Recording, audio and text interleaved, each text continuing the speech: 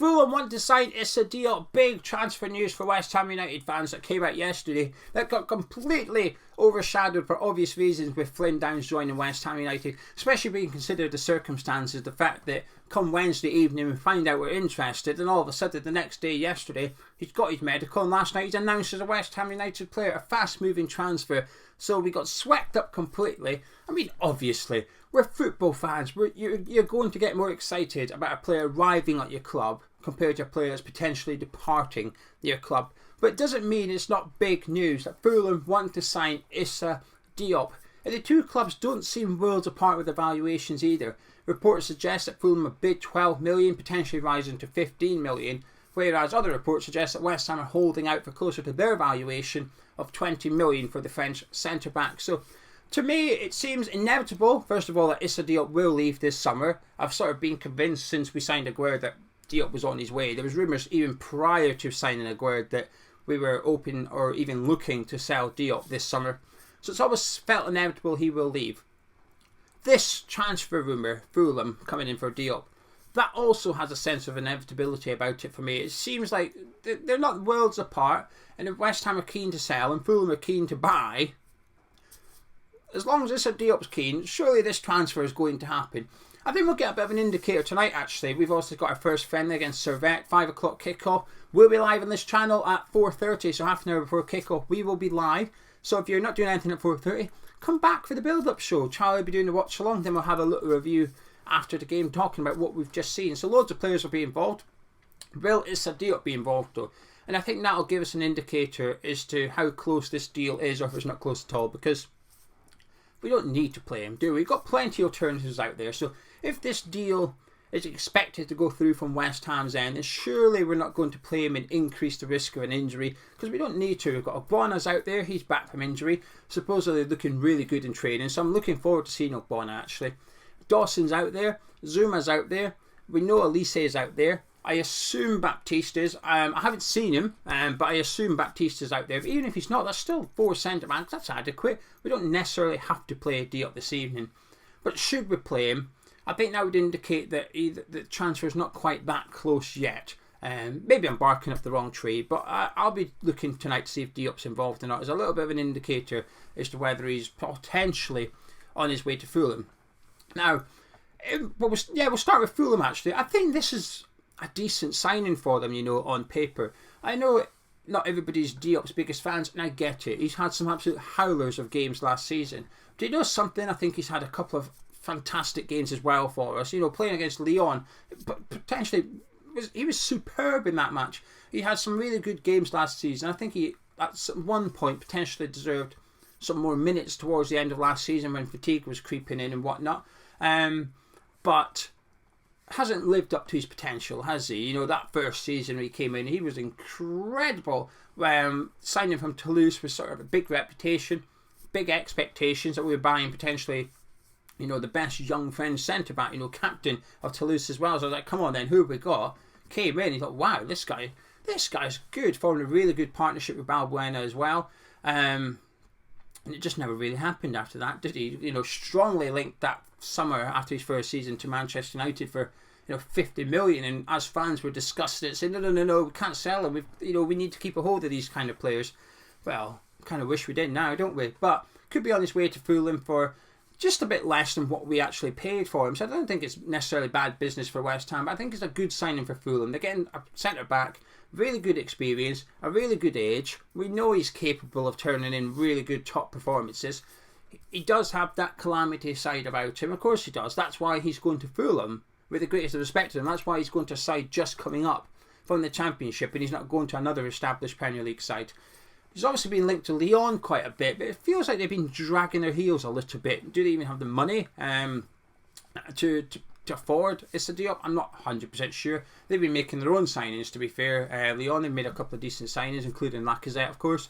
So that side of it's gone quite quiet for a little while. He was linked to Italy as well, but nothing's come of that. So Fulham seem to be the first side that's shown a real serious interest and intent to purchase Issa Diop. So I'm half expecting him to go to Craven Cottage already. But like I said, for Fulham, I think it'd be a good signing.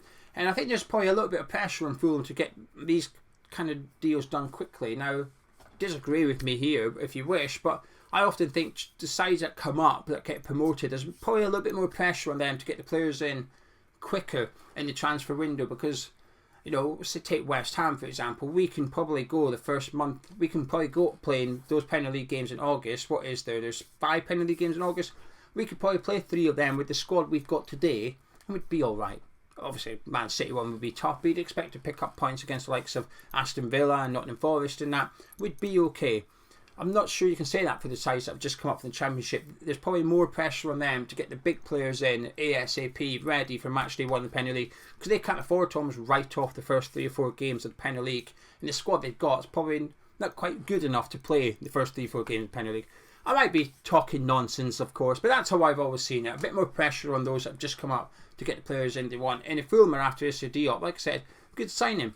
Now for West Ham, it just makes sense, I think. Anyway, before I go any further, this video is sponsored by the OneFootball app, and it's the best place to keep up to date with all the latest transfer news and transfer rumours. Not just for West Ham, but for going around the Premier League as well. Leeds United yesterday signed out a really exciting winger from the Dutch League. How do I know? Because it came up on the OneFootball app. West Ham signed Flynn Downs. How do I know? Well, because I'm a West Ham fan. But it also came up on the OneFootball app as well. It's the best place to keep up to date with the football news and all the transfer rumours relating to your club. And it's completely free to download. It's the best thing about it.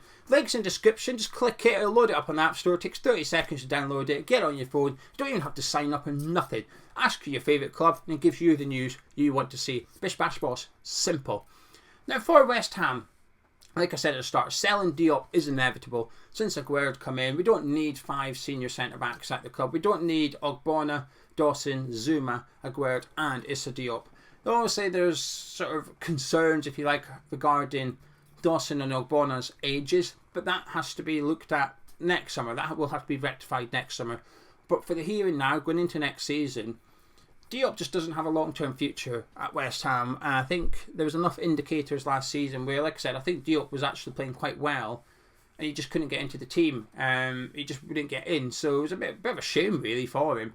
But he's not really a Moyes centre-back. I think I've always felt that Diop's gets caught out with the ball at his feet quite a lot, but I always felt that he's quite keen to play the ball out from the back and almost refuses to go long sometimes. And I don't think that suits us per se, the way that we play. I think it's a bit of a safety first notion when it comes to defending. You know, Moyes just wants his defenders, centre-backs, to defend. Now, we've got Aguerd now, who is a ball-playing centre-back, but better at it than what Diop is. I think the writing's been on the wall from a little bit. But if we were to get 15 million, let's just go with the lower figure here. If we were to get 15 million, I think that would be decent business. Pretty much what we paid, a bit less than what we paid for him. But we've obviously, this is the type of signings I like though. You buy Diop in when we did. If it works out, you've got that £60 million centre-back in your hands. And if it doesn't work out, you can still get 15 million for him. It's not cost us much to have him here at the club. But then when you take into consideration what we've spent thus far and how much we're getting for Diop, I think it makes the deal even more attractive. So we signed Areola for 8, I'm going for the lower figures here, the initial fees, that's what I'm taking, not the clauses add on. So Areola 8 million, Aguerd 25 million, so what's that, 33, Downs 9 million. So we spent 42 million. Obviously it could rise to over 50 million with all the clauses. We spent 42 million. If we can get 15 for Diop without any clauses, I mean, 27 million net spend is not that bad, is it, when you think about the 3 that's come in and we've sold the centre-back that we don't necessarily need. And assuming the money goes straight back into the transfer kitty, I think it gives Moyes quite a bit of wiggle room going forward, whether it would be after Amanda Broja or somebody else. It's quite exciting, actually, to see that we've got this money in for Diop, because obviously, as fans, like I said, we focus on the players that we bring in. But I've felt for the last few seasons now that we're generally pretty rubbish at selling players. We're not very good at it in regards to getting good transfer fees in. Whenever interest comes in for one of our top players, you get a sense of panic mode from the club a little bit. Reports start coming out on the club's contacts, you know, like Talk Sport and that, start releasing stories. Oh, West Ham, we're never going to sell this player, he's not for sale. It doesn't matter who it is. I know obviously Declan Rice comes to mind, but if you look at Dimitri Payet, you look at Marko Natovic, when interest was in those players, the club just goes into like meltdown mode, panic that we don't know how to handle this. So it's like, hands off, he's not for sale. Well, it's not true, is it? And then out 2 of the 3 players I mentioned, then Force moves away from the club. Obviously, there's different reasons around both of them.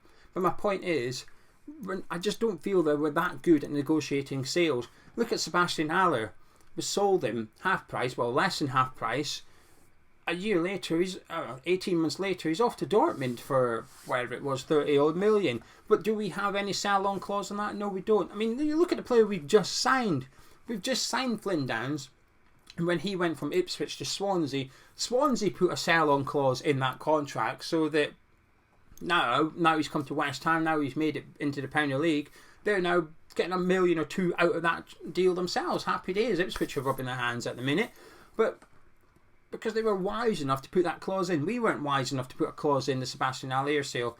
So this 15 million from Diop, in a really weird way, it feels like a really good sale from West Ham, and it's not often I can say that. Like I said, all the focus is on players that you bring in, but just as important, arguably more important for some clubs, depends what stature of club you are, I guess. The outgoings is just as important, if not more important, than those coming into your club, if that makes sense. So there you go. Issa Diop could be on his way to Fulham. I think we'll get a bit of an indicator tonight. A bit of a shame, really. I had really big high hopes for him, not just when he arrived, but after his first season, I was quite excited about Diop in particular, also the likes of Balbuena and Felipe Anderson. I thought, wow, we've got some real good purchases. Obviously, they've turned out to be not as great as we hoped. Felipe Anderson, another player that we just couldn't sell, and we end up, what did we get for him? About 2 million or something. I can't remember how much we sold him for. It was not very much. We practically gave him away, a guy that we paid 40 million for or something. But so it's good to see us actually doing quite well, selling on player earlier on in the transfer window, because if Fulham don't come back with an adequate offer, we're under no pressure to sell him. Obviously, this time next month, the middle of August, there will be a bit of a pressure because it's, well, he's not playing, 3-4 games into the season, he's not had a minute of football yet, so can we have him? But you deal with that in a month. This early in the transfer window would be a good time to sell him, getting the money back in, we go again, we get major summer signing number 4, whoever that may be. Fingers crossed it will happen. I'll confess now, because if you're watching this, you made it to the end of the video, so I'll confess here. I'm quite hopeful that we're going to sign Boha. I'm quite hopeful about it. I think Chelsea's signing on Raheem Sterling and Chelsea's firm interest in Cristiano Ronaldo is 2 things that's going to spark the sale of Boha. I think they depart for the United States today, don't they, Chelsea? I think Chelsea leave today to go on the pre-season tour of America. So fingers crossed he's not there. We'll find out today if he's there or not. There'll be journalists and photographers there waiting to see exactly who's in there. Is Conor Gallagher going to be part of it, so on and so forth. So should Boza not be going, that'll get me quite hopeful that he could be certainly leaving Stamford Bridge. And the other thing I'll add, I've spoken to someone about Jesse Lingard. I know, but I'm putting it at the end. I spoke to someone about Jesse Lingard, and I believe he's in America at the minute, but he's not meeting any MLS clubs. I think it's just a bit of a rumour because he's going to America. Now, he is definitely there, but I believe he's there for a particular event rather than negotiations with an MLS club. And he's actually coming back to England over the weekend, regardless of what happens, if that makes sense. So he's definitely coming back to England over the weekend. So I think we're going to see some Jesse Lingard chat next week because, well, it's decision time. And he's been out of contract for a week now. He's got to decide where he's going for pre-season. So while all this talk about him going over to America to discuss terms with MLS clubs, and he might have offers from MLS clubs, I'm not saying he doesn't have those, but I don't believe he's gone there to meet clubs. I believe he's just gone there for a break to some extent, for an event, a leisurely trip rather than a business one. Anyway, if you enjoyed this video, do drop a like on, subscribe if new, and I'll be back at 4:30 tonight.